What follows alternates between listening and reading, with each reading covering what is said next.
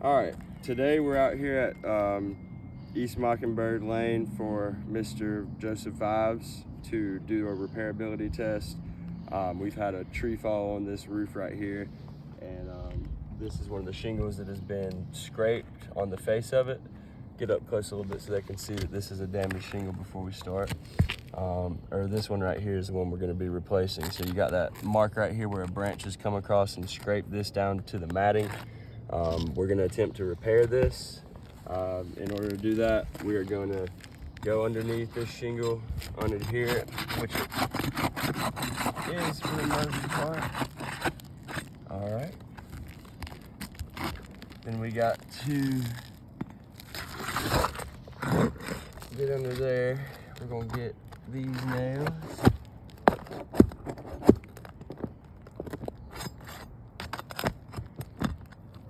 We're being as careful as possible with this process to make sure that we cause as little damage as possible to the surrounding shingles while we are replacing this one.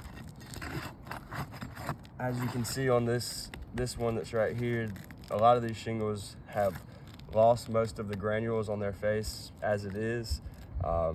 That's a key sign that these shingles are at a pretty significant age up here.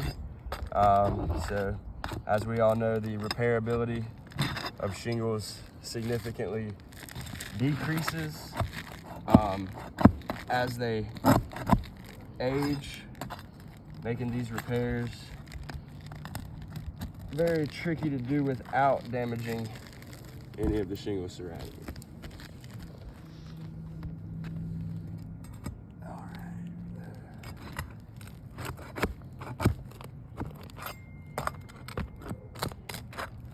Using our flat bar right here, designed and made to do things like this when you need to get under a flat, tight space without causing too much prying force.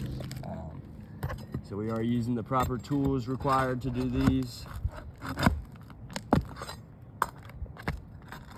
We're attempting to keep this shingle above when we're working underneath it, below a 90-degree angle from the pitch of the roof. We're also attempting to not cause damage to the leading edge of this shingle, which I'll explain a little further when we get the hammer out. Looks like everything's off of that one. Now we also have to get the shingle out on the row above, 2 rows above the shingle we're replacing. This shingle extends up to about right here, so there is a 3rd nail that we need to get out in order to remove this shingle. So we're gonna unadhere this one.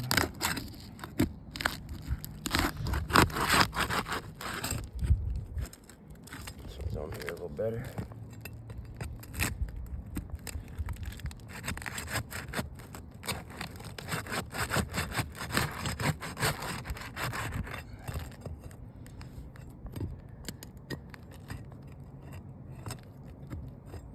As you can see, this shingle's so brittle, it's almost wanting to crumble while I'm doing this.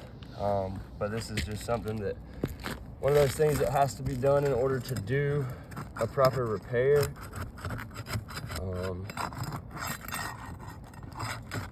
So sadly, it looks like we're gonna have to, there we go.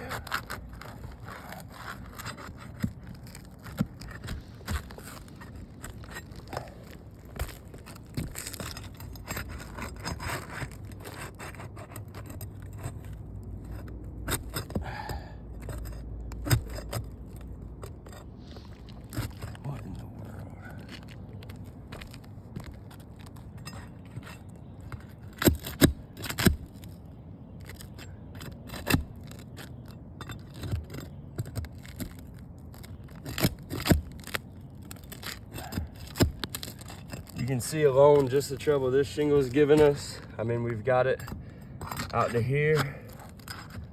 But as we continue to work this pry bar under there, it's just falling apart. It's not one solid piece of asphalt. You see how much damage occurred to that shingle just from trying to replace the one beneath it. And this isn't our first repairability test. We do this weekly. So unfortunately, this may be a shingle that needs to be replaced as well. It is right in this area with this tree damage, but just to give y'all an idea of what it looks like when somebody's out here doing it carefully, taking their time, attempting to do it in a way to not cause damage.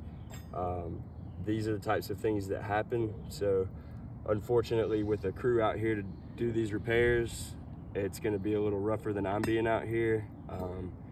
But with what we've been provided, we can't guarantee that we won't have to leave a bunch of other shingles up here. So yeah, that's the reason we're out here doing this test before we get into the whole entire roof. So let's get into these nails. We got to get them out from underneath this row.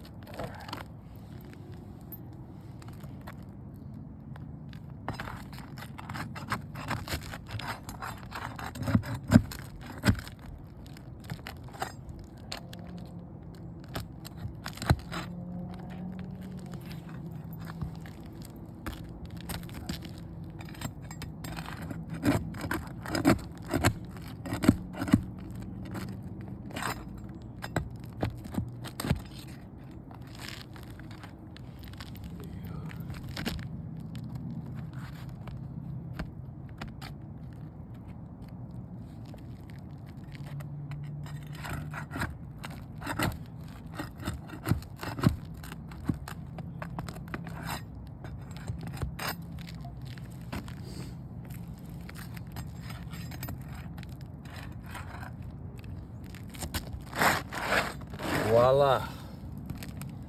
So we've got that damaged shingle removed. I'm gonna go ahead and hang this on the roof.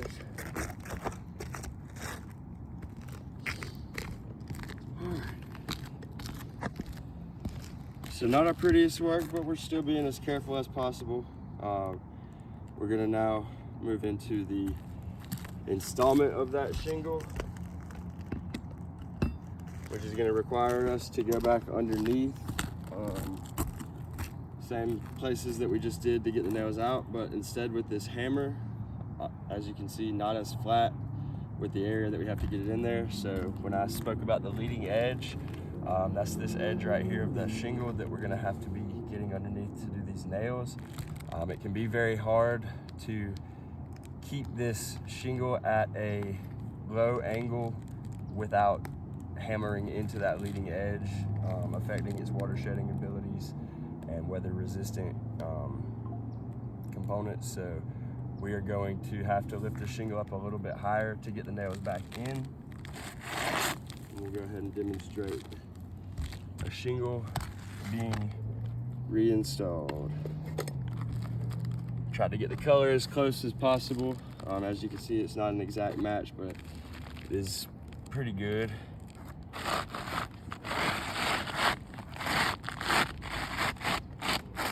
Fit that right back in there.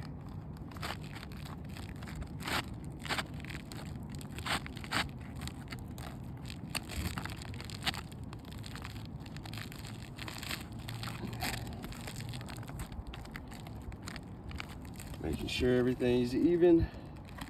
Then we're going to start back up top. And we will begin tacking these back in.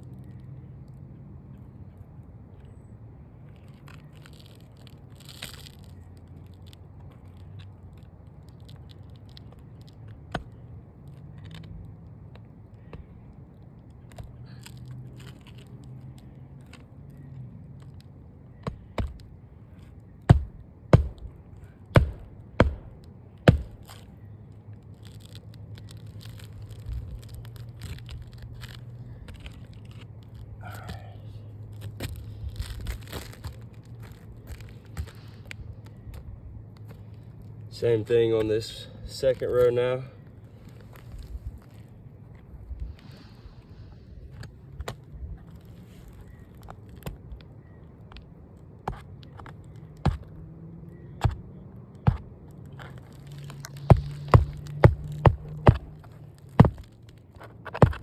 So as you can see at this point, we've now not manipulated 1, 2, now 3 shingles with these nails. With the pry bar, we also have to scrape at the face of this one underneath to get that first shingle we took out of. So you're looking at 4 or 5 different shingles that are affected by just repairing one. That being said, we'll continue the process.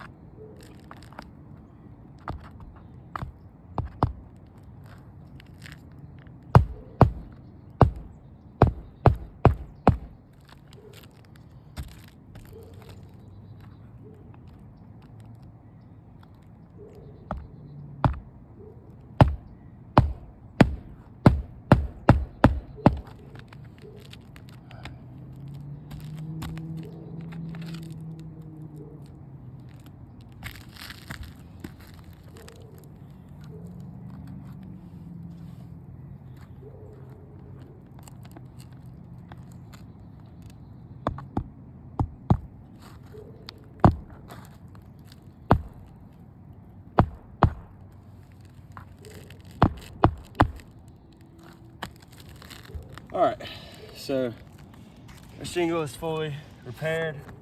Everything's back in place. As you can see, this isn't the only area on the roof that we have roof damage. Kyler, go ahead and show them a few more of these other spots up there. These are areas where the limbs or debris, or whatever it is from the wind blowing in that storm to cause all the faces of these shingles to be damaged down to the matting. You've got scrapes all the way down to the edge. You've got the leading edge of the roof down there busted up, exposing a seam now down to the walls. Where that tarp is over there, that's where the tree hit most directly and caused damage to the decking and things underneath the shingle system. Got a few more scrapes in here, getting late, so kind of hard to see. Yeah, so we'll have a look at these shingles right here after the repair has been done. As you can see, some damage to the leading face of this one. I wish we would have been able to do a little better on that, but sometimes that's just how it goes. And then shingle directly above, probably with the most angle on it, having to get under there to get the nails out, put the nails back in. You've got some obvious signs of creasing along the tabs of the shingle. That's gonna be worse to leave up. What is it now? 1, 2, and a little bit on this corner, 3 damaged shingles just to repair one. So we don't really like to do that kind of work for people around here. We don't recommend it to customers when they have a shingle that's in this state and would like repairs, just because the fact that it does cause more damage to shingles than it fixes. So all things considered, we hope y'all will take the time to review this video and consider all the evidence we've brought in it and reach back out to us when y'all have made a conclusion.